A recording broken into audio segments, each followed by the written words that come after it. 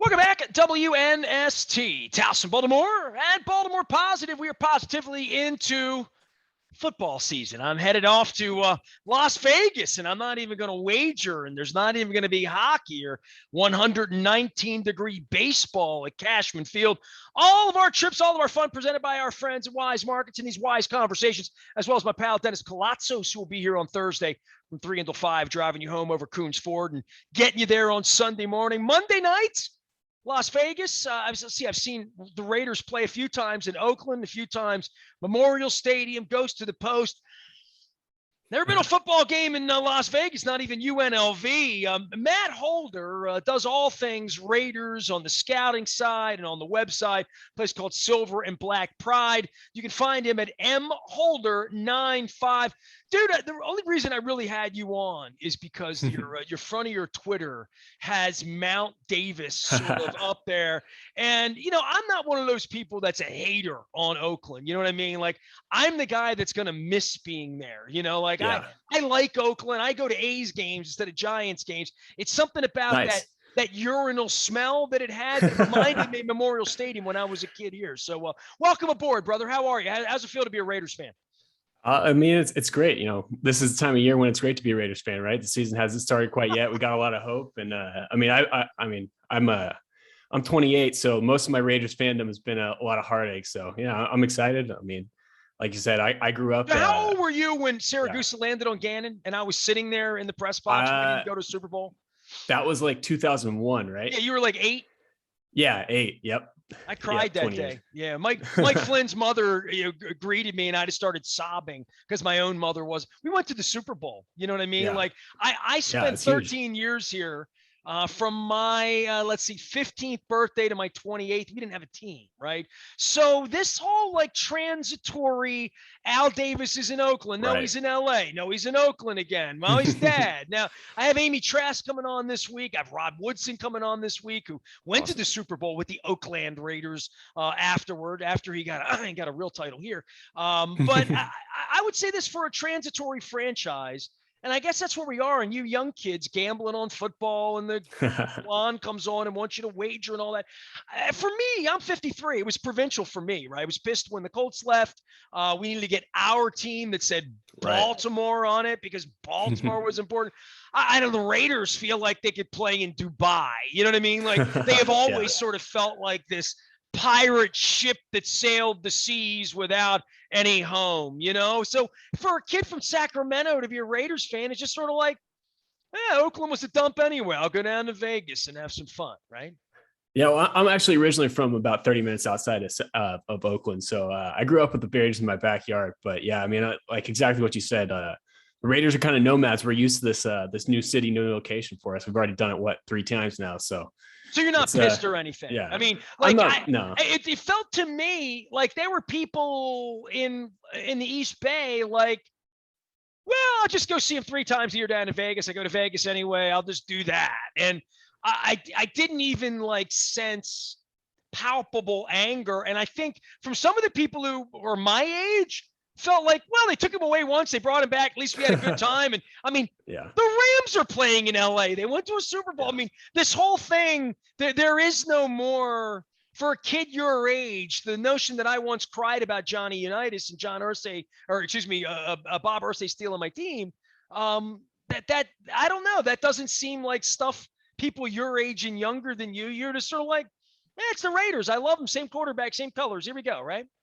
Yeah, I think part of it too was like the Raiders, like you talked about, the Coliseum is a dump. It needs to be upgraded. The Raiders needed a new facility, and in Vegas, they get a chance to be the team there, right? In Northern California, it's still kind of the Niners because of a lot of what you're talking about, where Niners haven't left, the Niners have had more success. So I think that plays a factor into it. And there's still a lot of people that haven't gone to Santa Clara. You know that. You're a Bay Area person, right? There's a lot of people that said, screw them, I'm not going down there. Because it is a long way. If you were going to Candlestick Park and seeing Joe Montana and Dwight Clark, I don't know. Times change. All the seats around me have changed in Baltimore, and I don't feel old, but I am. It's a 26th year of the Ravens now, right?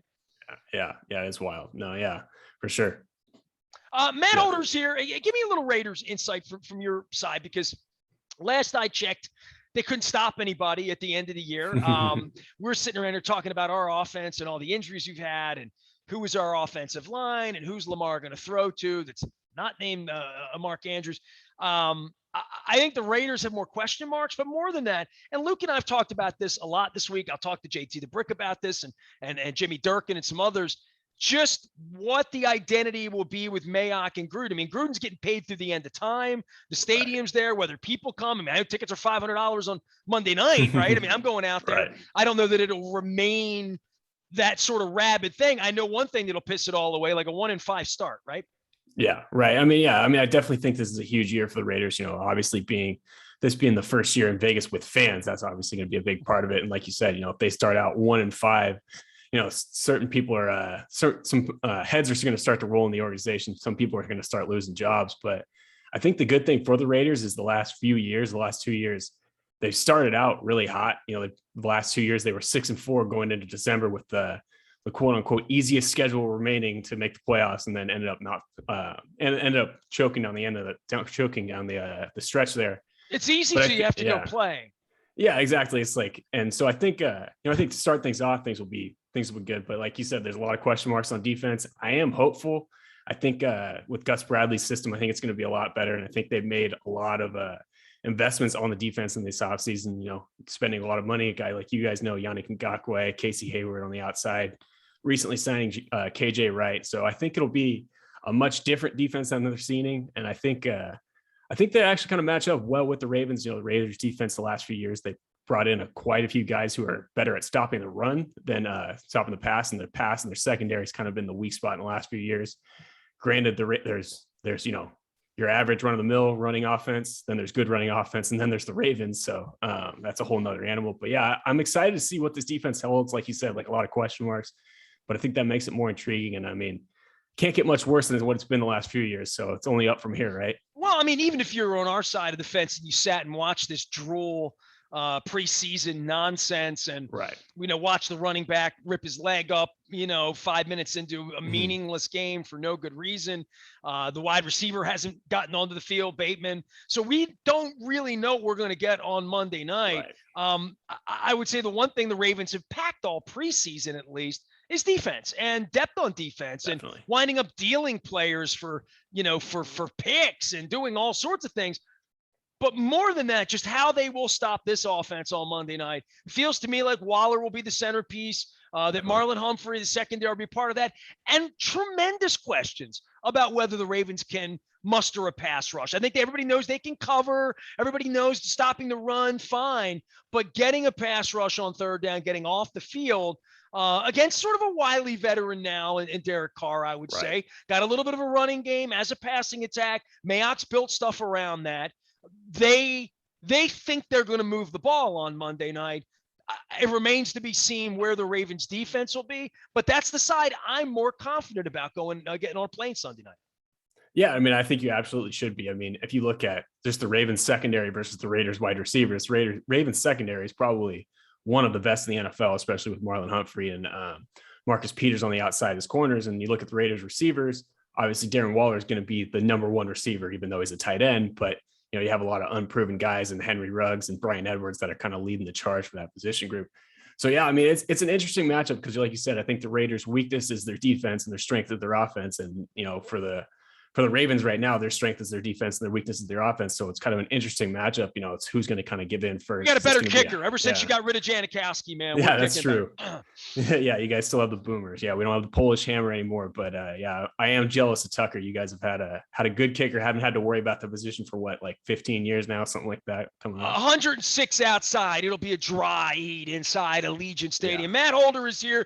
You can follow him at mholder95 out on Twitter. Silver and black pride. So you're sort of a wannabe scout, sort of kind of internet guy. I mean, I had the governor on last week. I have all sorts of people on my radio show. So, but just people that are passionate about it. I found someone like you out there, talking about it and writing about it in a way that, you take March and April seriously like we did around here. And we saw the whole off season of who's going to rush the passer, who's going to catch the ball for Lamar. Let's go draft some more.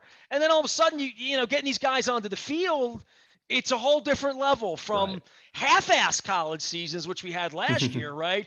Right. To wherever we are now. And the fact that COVID and coaching and shots and vaccines, this has been a wild time to sort of project which Darren Waller will find sobriety and stardom, right? Right. Yeah. I mean, definitely. It's been a wild ride. This has definitely been the most interesting offseason or the most interesting last 2 years, just in general, not even just football wise, but it's been a weird world the last 2 years. So, especially in the football field, you definitely hit the nail on the head right there. Matt Holder, our guest here, dude. Any predictions on the Raiders this year for you that would look like a playoff? I mean, do you feel like they're a playoff team? I mean, I don't feel like there's a lot of respect for them right now, and that's sort of that middling. And it's really weird because I would call them an 8-8 team, but there ain't no more 8-8 teams. You know, right, you're either an 8-9 team or a 9-8 team. You know, get off the fence, right? You're so much for mediocrity. Well, somebody's going to tie. You know, I mean, at some point, especially given these weird, overtime things, they're not starting with the guy on second base in the 10th inning anymore. The Ravens have such prosperity at their back the last 2 years, even when things have gone wrong. Ronnie Stanley last year, they've had things go wrong, god-awful things go wrong here the first month so far. There's been some perseverance around here that still probably makes them smell good in Las Vegas this weekend if you want to take a flyer on them as a Super Bowl team in the AFC. Certainly in line behind Kansas City, Buffalo, in some people's minds, Cleveland and others, right? I don't know where the Raiders are and all that, but I'll say this. The Ravens begin Raiders, then Mahomes comes in here. Kryptonite for this franchise. Has been from the beginning. I don't know if it's in Lamar's head, but we'll find out on the 19th. Then we go to Detroit, and then we go to Denver. These are, places where the Ravens are supposed to go on the road and win, even though it's not easy to win on the road. Right. But I look at this Vegas – keep saying, I almost wanted to call. I came really close to saying Oakland, and then I realized my tacos won't be that good in Vegas as it would be if I went to Oakland. But in going to Vegas here this weekend and seeing this, my side's a little bit of a box of chocolates because the offensive line's been a mess, and you believe in Villanueva, or you believe in Zeitler, at this point in their careers, or you think Stanley's going to come back. There's plenty of speculative stuff, but most of it is, it's the Ravens. It's Harbaugh. It's DeCosta. They'll sign Le'Veon Bell. They'll do something. They figured they'll sign Steve Smith. They'll figure it out. People want to go play there. They'll go get Damata Pekka in week 12, or they'll do whatever they have to do. Right? Man, with the Raiders, it's been. You're 28 years old. You talk about prosperity or lack thereof. A moved franchise. Everybody's all gung ho. People will be ripped. I mean, I'll be the only sober guy, in Vegas at kickoff on Monday night. Yeah. But I don't know that they're going to be any good. And if they beat us on Monday, it worries me for what we are. Yeah, I mean, I think a lot of people, obviously, like you said, you look at the Raiders offseason, look at how they've done on paper and getting rid of like 3 week 1 starters on the offensive line. But when you kind of boil that down, you look at Trent Brown, who had only played in, I think, maybe 5 games, one of those games being the season opener where he played literally three plays. And then Gabe Jackson, who they got rid of, who was, an above average to good guard, but was getting paid like one of the best guards in the NFL and just wasn't playing like that. Rodney Hudson, I think on the offensive line, their center is going to be a big loss for them. So I think a lot of people like to lean on that. But, like I was kind of alluding to at the beginning, I don't know how much they really lost. Yeah, they lost people, but I don't know how much talent they really lost on the offensive line. They have Denzel Good, who's going to be filling in for Gabe Jackson, who played a lot last year because Richie Incognito was down. Alex Leatherwood's obviously kind of a question mark as a rookie. And a lot of people point to him being overdrafted, which I think is fair. But I think that's kind of where a lot of the doubt about the Raiders is kind of rooted is, the offensive line has been such a strong point for him over the last few years. And now it's not, or at least it doesn't seem like it is going into the season. So, you have questions about the defense already. And then with the offensive line, if you can't block anybody up front, your offense isn't going to be any good. So I think that's where a lot of people come from. I'm not as worried about it, as far as like making the playoffs. I mean, I think, like I was saying at the beginning of the show, Raiders the last few years, they've entered the last month of the season with the chance to make the playoffs and, haven't made that happen. And I think this is the year, like you said, where if they don't make the playoffs, if they're not in contention and whatnot, like you're going to see a lot of changes. I don't think Gruden's going anywhere with that big contract and being basically the best friend of the owner, basically running things in that building. But yeah, I mean, I think it is reasonable to expect the Raiders to make the playoffs. I don't expect them to win or win the division. I think that's kind of Kansas City's, and I wouldn't be surprised if it's an early exit. But I can see like a 10-7, 11-6 season for the Raiders, and them sneaking around and at least being in the playoff hunt. We'll see how things go. I mean, I like the Ravens too. I like a lot of what they've done offensively, and I think this Monday is going to be a big litmus test for both teams. Like you said, I think if the Raiders can come out and they can shock everybody and beat the Ravens, then I think they'll come out and be that playoff contender that a lot of fans like myself are expecting them to be. And then on the other way around, if they come out and get whooped like the Ravens can do, like the Ravens are fully capable of doing, then if you can't stop the run, Monday night's going to be long night.